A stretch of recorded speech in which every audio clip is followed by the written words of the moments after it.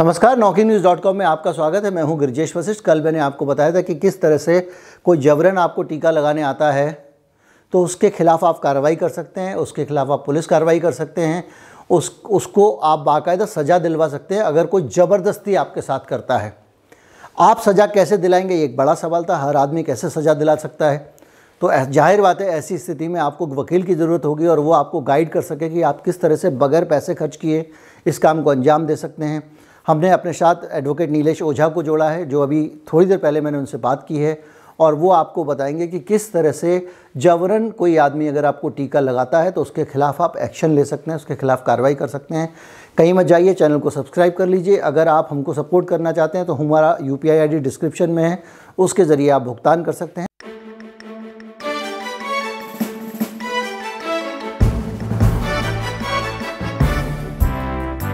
Police commissioner या फिर superintendent of police अपने एरिया का जो होता है, दोनों का नाम लिखने का, नीचे अपना नाम लिखने का और उसमें लिखने का कि कंप्लेंट अगेंस्ट दिस ऑफिसर जो आपको जबरन टीका लगाने आए थे, उसमें लिखने का कंप्लेंट अंडर सेक्शन 166 तो फिक्स लगेगा कि उन्होंने गाइडलाइन का वायलेशन किया। 166 सेकंड जो रहेगी कि जैसा आपको रोका फिर पकड़ के जबरदस्ती टीका दिया, तो फिर उसमें 341, 342, 220, फिर इवन अगर आपको कुछ साइड इफेक्ट्स वगैरह और फिर आपने बताने के बाद फिर भी आपको जबरन टीका दे रहे हैं तो फिर 307 भी लगता है, मतलब आपके हत्या का प्रयास भी लग सकता है। IPC 115 है, तो ऐसे सीरियस ऑफेंसेस उनके खिलाफ में लग सकते हैं।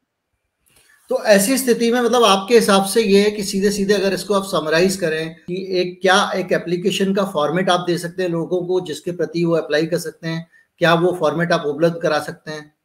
हाँ, तो मैं आपको व्हाट्सएप पे दे दूंगा एक छोटा सा फॉर्मेट आधा एक घंटे में, तो फिर आप उसको आपके लिंक में नीचे दे दीजिए। तो उस फॉर्मेट को लोग भरें, उसमें अपना नाम वगैरह भर दें और उसको फिर किसको देना है उन्हें?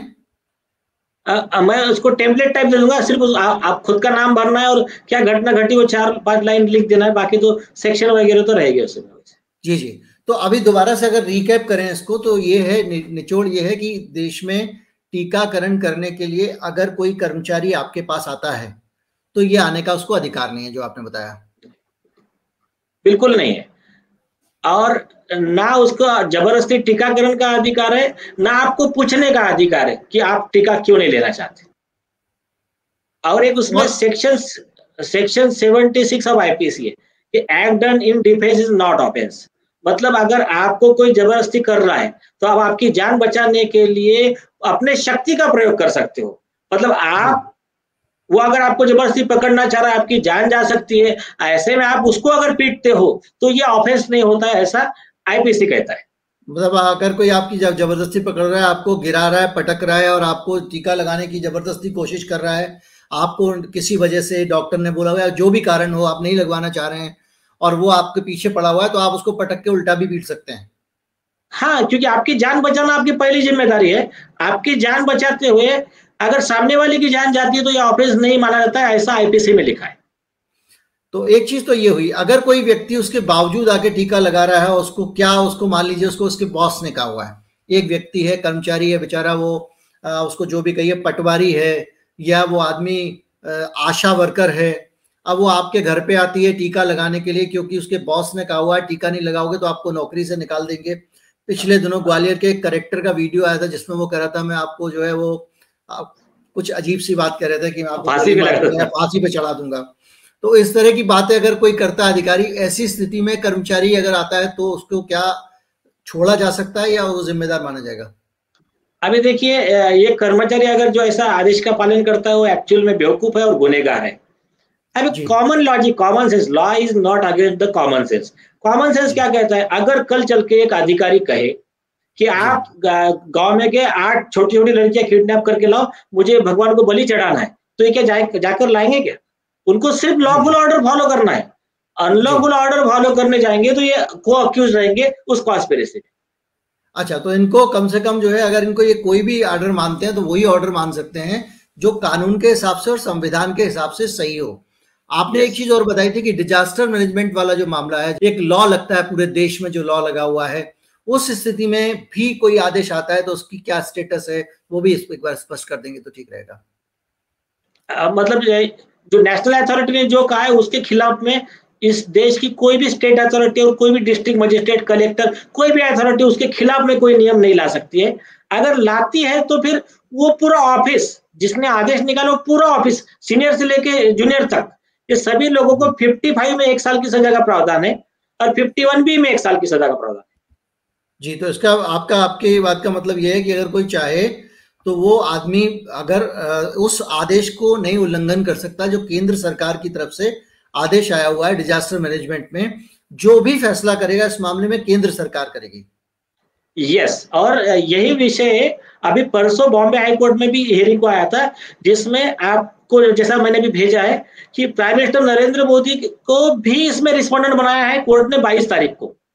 जी, मतलब कैसा, हाँ, उसमें क्या किया है कि disaster management, national disaster management authority जो है उसको रिस्पोंडेंट नंबर 8 बनाया है, उसके चेयरमैन मोदी जी है, मतलब वो अभी वो रिस्पोंडेंट हो गए हैं। वो इसलिए बनाया है कि यही मुद्दा बॉम्बे हाई कोर्ट के सामने आया कि हमने कहा कि इनको कोई अधिकार नहीं है केंद्र के खिलाफ में नियम बनाने का, तो स्टेट ने बोला हाँ बिल्कुल सही है, हमको कोई अधिकार नहीं है, लेकिन भारत सरकार के नियम अलग है और नेशनल डिजास्टर मैनेजमेंट अथॉरिटी के नियम अलग है। तो हमने कहा कि वो आदमी जो प्राइम मिनिस्टर की पोस्ट पे बैठता है लोकसभा में कहेगा कि मैंडेटरी नहीं है, और अथॉरिटी के चेयरमैनशिप पे बैठ के कहेगा कि ऐसा कुछ है नहीं, मैंडेटरी कर सकते हो, ये पॉसिबल है क्या? तो मैंने कहा कि उनको रिस्पॉन्ड बना लो, वंस फॉर ऑल ये विषय सॉल्व हो जाएगा। रिस्पोंडेंट बनाने का मतलब ये है कि सीधे कोर्ट ने नोटिस जारी करके प्रधानमंत्री से जवाब मांगा है। हाँ, कोर्ट ने उनको रिस्पोंडेंट अथॉरिटी के चेयरमैन के तौर पे, हाँ, कोर्ट ने कहा है कि इनको रिस्पोंडेंट ऐड कर दो, और उनको कहा है कि आप कोर्ट को असिस्ट करो, ये मुद्दे को मेरिट पे डिसाइड करने के लिए ऑर्डर में लिख दिया है, और हमको आदेश दिया है और रजिस्ट्री को आदेश दिया है कि ये पूरा पिटीशन का कॉपी और अगली डेट के साथ में उनको इंटीमेशन कर दो। वो हमने कल कर दिया, मैंने आपको ईमेल का कॉपी सब आपको व्हाट्सएप पे भेज दिया और डिटेल भेज देता हूँ मैं। जी, तो अब कुल मिला के इस पूरे मामले में ये समझ में आता है कि कोई भी व्यक्ति, जब पूरी बात होगी, देखिए जिसको कहते हैं मरता नीचे वाला ही है, अब कोई भी आदमी अगर जबरन टीकाकरण करने के लिए जा रहा है, 4 लोग जा रहे हैं, 8 लोग जा रहे हैं, टोली बना के जा रहे हैं, उनके साथ अगर पुलिस वाले जा रहे हैं, तो अगर आप चाहें तो सीधे उनको टारगेट कर सकते हैं, सबसे बड़ी जिम्मेदारी उनकी होगी, और वो अपने बचाव में कहें कि हमको इसका आदेश था, उसका आदेश था, लेकिन आप सीधे उनकी कंप्लेंट कर सकते हैं।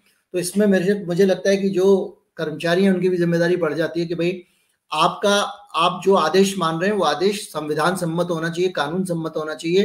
कोई गैरकानूनी काम करने के लिए आप जाएंगे, जैसे वकील साहब ने आदेश दिया या वकील साहब ने उदाहरण दिया कि एक कलेक्टर साहब बोले कल 20 बच्चियों को पकड़ के लाओ, हमको बलि चढ़ानी है, तो सिपाही पकड़ के थोड़ी ले जाएगा, थानेदार नहीं ले जाएगा। तो जो गलत है वो गलत है, आपको कोई भी आदेश दे उसका पालन करने के लिए आप बाध्य नहीं है।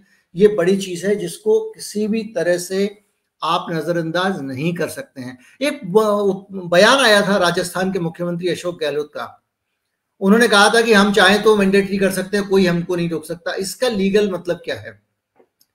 उनके बयान को क्या अहमियत दी जाए? वो स्टेटमेंट के बेस पे कंसर्न पर्सन की चीफ मिनिस्टर की पोस्ट भी जा सकती है। संविधान के खिलाफ में कैसा स्टेटमेंट करेंगे? क्योंकि आप शपथ ले रहे हो मुख्यमंत्री की या फिर कोई भी पोस्ट की कि मैं संविधान के दायरे में रह के अपने पद का निर्वहन करूंगा विदाउट मैलिस और इल विल, फियर और फेवर। तो और आप कह रहे हो कि आपको कोई अधिकार नहीं है विरोध करने का, जो मेरा संवैधानिक अधिकार है उसके खिलाफ में आप काम कर रहे हो। तो ऐसे जो संविधान के खिलाफ काम करने वाले हैं और ओपन स्टेटमेंट दे रहे हैं संविधान के खिलाफ में, तो वो लोगों का वो तो शपथ का ब्रीच हो गया फिर आपकी संवैधानिक पद का, तो वो फिर आपका पद ही धोखे में आ गया, आपकी जो पोस्ट है वो भी धोखे में आ गई है। तो सेक्शन 55 डिजास्टर मैनेजमेंट एक्ट में सीएम के ऊपर भी सेम ऑफेंस रजिस्टर हो सकता है। तो कुल मिला के ये ऑफेंस तो रजिस्टर हो सकते हैं। और आप एक संस्था एम जो है वो पूरे देश में काम कर रही है, तो क्या उसके जरिए वो लोग आपसे भी जुड़े हुए हैं, तो क्या उसके जरिए भी आप देश में जिला स्तर पर लोगों को ये मदद दे सकते हैं कंप्लेंट करने की? यस यस, मोस्ट पॉसिबल कि अवेकन इंडिया मूवमेंट के वेबसाइट पे जाने पर आपको लोगों को कांटेक्ट नंबर मिल जाएंगे। आपके एरिया का जो भी व्यक्ति होगा, ये वहाँ वो आपको वॉलंटियर्स के द्वारा, कंसर्न या लोकल एडवोकेट्स के द्वारा कहीं से न कहीं से बेस्ट पॉसिबल मदद वो ट्राई करेंगे। और हुआ है, मतलब अभी असम में तो इतना बड़ा जो हुआ, आप हंसोगे कि असम हाईकोर्ट ने ऑर्डर दिया कि आप टीका जबरदस्ती नहीं कर सकते, डिस्क्रिमिनेशन नहीं कर सकते, भेदभाव नहीं कर सकते किसी भी व्यक्ति ने टीका नहीं लिया इस वजह से।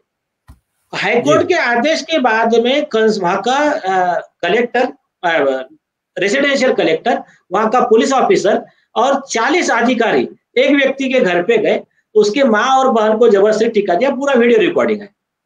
फिर उन्होंने अप्रोच किया अवेकन इंडिया मूवमेंट को, फिर उन्होंने मुझसे कांटेक्ट किया, तो हमने chief justice of Guwahati high court और सुप्रीम कोर्ट में कंटेम्प्ट का नोटिस दिया, इंडियन बार एसोसिएशन की तरफ से पत्र भेजा है कि तुरंत इसका कंटेम्प्ट का कॉग्निजेंस लो आप। जब ये आपका आदेश हो, वो कह रहे हैं कि हम ये आदेश नहीं मानते। मतलब फिर बचा क्या इस देश में? अगर सुप्रीम कोर्ट का और हाई कोर्ट का आदेश नहीं मान रहे, तो फिर इन लोगों का आदेश हम क्यों मानेंगे? सब तो लॉ से बंधे हुए हैं ना, no one is above law. Supreme court ने जब महाराष्ट्र के कैबिनेट मिनिस्टर को जेल में डाला था, हाईकोर्ट के जस्टिस CS कर्मन को 6 महीना जेल में डाला था, महाराष्ट्र के chief secretary cabinet minister Swaroop Singh Naik, इनको एक ही कहा था कि no one is above law, howsoever high you are, तुम कितने भी बड़े हो, कानून से बड़े नहीं हो सकते। तुम अगर कोर्ट के आदेश के खिलाफ काम करोगे तो तुम्हारी सही जगह जेल है। तो और सबसे बड़ी बात ये जो अक्सर हम यहाँ पे भी कहते रहते हैं कि हमारा मकसद जो है, यहाँ टीकाकरण बहुत इंपॉर्टेंट चीज नहीं है, टीकाकरण तो है ही, लेकिन टीकाकरण के साथ साथ भारत में जिस तरह से आपके संवैधानिक अधिकारों की अवहेलना होती है, उसके खिलाफ ये नजीर बनने जा रही है। अगर जबरदस्ती टीका लगाया जा सकता है तो कल के दिन जबरदस्ती कुछ भी किया जा सकता है। और वो इस तरह से अगर आज आप विरोध नहीं करेंगे, आज अगर मान लीजिए इस पर रोक लग जाती है आपके संवैधानिक अधिकारों के इस्तेमाल से, तो आगे जाकर सरकार आपके जीवन में दखलंदाजी करने के पहले सोचेगी, और अगर आसानी से उसको ये कर जाए तो उसकी हिम्मत बढ़ जाएगी। एकदम परफेक्ट बोला आपने। और आपके जो अभी जो आपने कहा है, यही शब्द डॉक्टर आपने मार्टिन लूथर किंग ने कहे थे। उन्होंने यही कहा था कि injustice anywhere is threat to justice everywhere. आज दूसरे पे अन्याय हो रहा है, कल आपकी बारी है। ये रूल ऑफ लॉ के लिए बहुत बड़ा थ्रेट है। और evil tolerated is evil propagated. आज आप उस अन्याय को सही लिया, मतलब आपने अत्याचारी का कॉन्फिडेंस बढ़ा दिया, उसको सपोर्ट कर दिया। और तीसरी चीज है कि this world suffered a lot, not because of violence of bad people but because of silence of good people.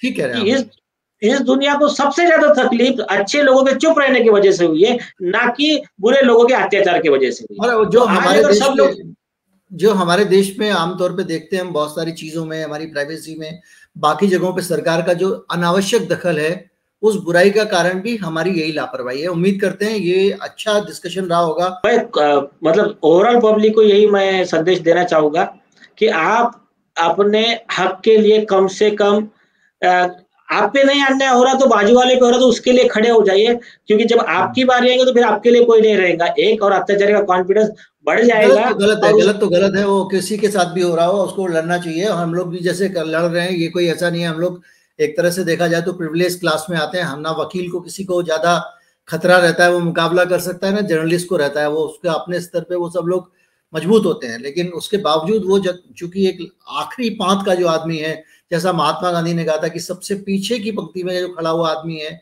अगर उसकी तरफ अगर आप नहीं देख रहे हैं तो किसी देश को अच्छे तरीके से नहीं चला सकते हैं।